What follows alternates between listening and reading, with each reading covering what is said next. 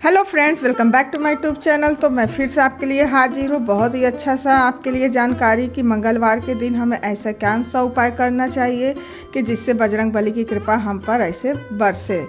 तो बस कुछ उपाय ही करने पड़ते हैं। तो आइए चलिए वीडियो में हम जान लेते हैं कि हमें ऐसा कौन सा करना चाहिए उपाय बजरंग बली को प्रसन्न करने के लिए।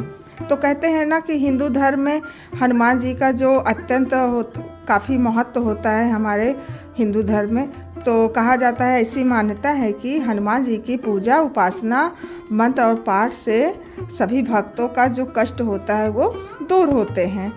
तो इसीलिए धार्मिक मान्यता के अनुसार श्री राम की आज्ञा का पालन करते हुए आज भी हनुमान जी भक्तों की रक्षा और कल्याण के लिए पृथ्वी पर वास करते हैं। तो लोगों को हनुमान जी में इतनी आस्था और विश्वास है कि माना जाता है कि बड़ी से बड़ी समस्या का निवारण हनुमान जी की पूजा से हो जाता है। हनुमान जी की कृपा से ही धन, विजय और आरोग्य की प्राप्ति होती है। ज्योतिष विद्या में हनुमान जी की पूजा के लिए कुछ उपाय बताए गए। ऐसा माना जाता है कि इन उपायों से जीवन के दुर्भाग्य को सौभाग्य में बदला जा सकता है। तो आइए हम जानते हैं ऐसा कौन सा उपाय है। तो फ्रेंड्स, आज हम जानेंगे कि मंगलवार के दिन हमें कौन से पेड़ की पूजा करनी चाहिए जिससे कि हमें उसके जो फ़ायदे होते हैं, 5 चमत्कारिक फ़ायदे, वो आज इस पेड़ की पूजा करने से होती है। वो है नीम। तो मंगल की दिशा दक्षिण मानी गई है, तो इसलिए नीम का पेड़ मंगल की स्थिति तय करता है। तो मंगल शुभ असर देगा या नहीं, अतः दक्षिण दिशा में नीम का एक ऐसा बड़ा वृक्ष जरूर होना चाहिए। यदि दक्षिण मुखी मकान के सामने द्वार से दुगनी दूरी पर स्थित नीम का हरा भरा वृक्ष है या मकान से 2 गुना बड़ा कोई दूसरा मकान है तो दक्षिण दिशा का असर कुछ हद तक समाप्त हो जाता है। आइए हम जानते हैं नीम के पेड़ की पूजा करने के 5 फायदे। तो सबसे पहला फ़ायदा है फ्रेंड्स, नीम का पेड़ साक्षात मंगल देव हैं। इसकी पूजा करने से मंगल दोष हमारा दूर होते हैं। अब हमारा दूसरा उपाय है, मंगलवार को नीम के पेड़ में शाम को जल चढ़ाएं और चमेली के तेल का दीपक भी ज़रूर जलाएं। ऐसा कम से कम हमें 11 मंगलवार करना चाहिए। इससे हनुमान जी की कृपा तो प्राप्त होती ही है, साथ ही घर के पास जो नीम का पेड़ लगाने और नित्य इसमें जल अर्पित करने से हनुमान जी की भी कृपा बनी रहती है। अब हम जानते हैं तीसरा उपाय, इस पेड़ की सेवा करने से आपके जीवन में कभी भी अमंगल नहीं होगा और मंगल दोष दूर हो जाएगा। अब हम जान लेते हैं चौथा उपाय, नीम की पूजा करने और इसके दातून, जो दातून नहीं होता है, जब जैसे पुराने ज़माने के लोग दातून करते थे नीम के ही पेड़ का जो होता था, तो इससे क्या होता है हमारा शनि दोष भी समाप्त हो जाता है। तो अभी भी गांव में आप चले जाएं तो नीम का जो दातून होता है काफ़ी लोग गांव में करते हैं।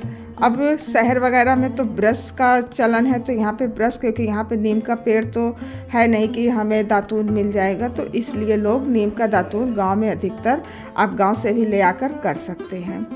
ज्योतिष में कहीं कहीं नीम का संबंध शनि और कहीं कहीं केतु से जोड़ा गया है, इसलिए दोनों ही ग्रहों की शांति हेतु उचित दिशा में नीम का पेड़ लगाया जा सकता है। नीम की लकड़ी से हवन करने से शनि की शांति होती है। इसके पत्तों को जल में डालकर स्नान करने से केतु संबंधी समस्याएं भी दूर हो जाती हैं।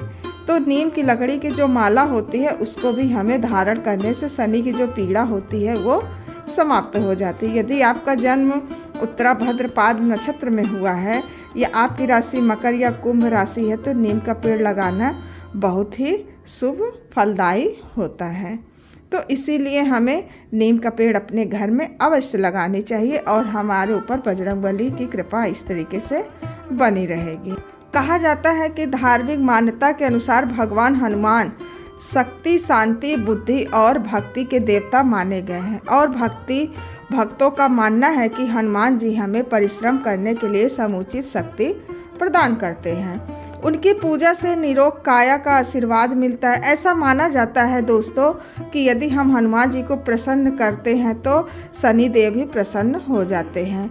इसलिए शनि को मनाने के लिए हनुमान जी की पूजा भी हमें नित्य प्रतिदिन करनी चाहिए। हनुमान जी की कृपा पाकर श्रद्धालुओं को जीवन में जो आने वाले कष्ट होते हैं उससे हमें काफ़ी हद तक मुक्ति मिलती है। विरोधी हमारे इससे शांत होते हैं।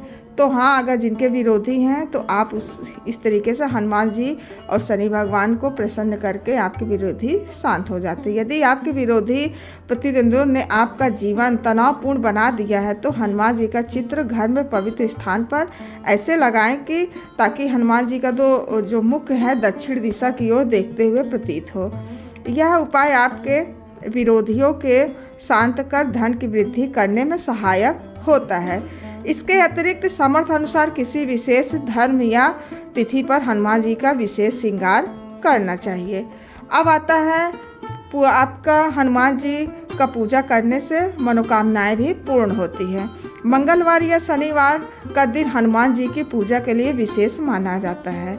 वैसे तो सब दिन हनुमान जी की पूजा के लिए अत्यंत शुभ है, लेकिन सप्ताह के इन दिनों 11 पीपल के पत्ते लेकर साफ जल से धोने के बाद पत्तों पर चंदन से या कुमकुम से श्री राम का नाम लिखकर आप हनुमान मंदिर में जाएं और इन पत्तों को हनुमान जी के मंदिर में उनको समर्पण कर दीजिए। ऐसा करने से आपके जीवन में सभी जो दुख होते हैं वो दूर हो जाते हैं। तो इस तरीके से हमें प्रत्येक मंगलवार और शनिवार को सिंदूर और चमेली का तेल हनुमान जी को अर्पित करने से हमारी सभी इच्छाएं पूर्ण होती हैं। अब बारी आती है हनुमान जी का पूजा करने से और क्या क्या होता है। दूर हमारे काफ़ी सारे कष्ट और जो घर में हमारे क्लेश होते हैं वो भी दूर हो जाते हैं।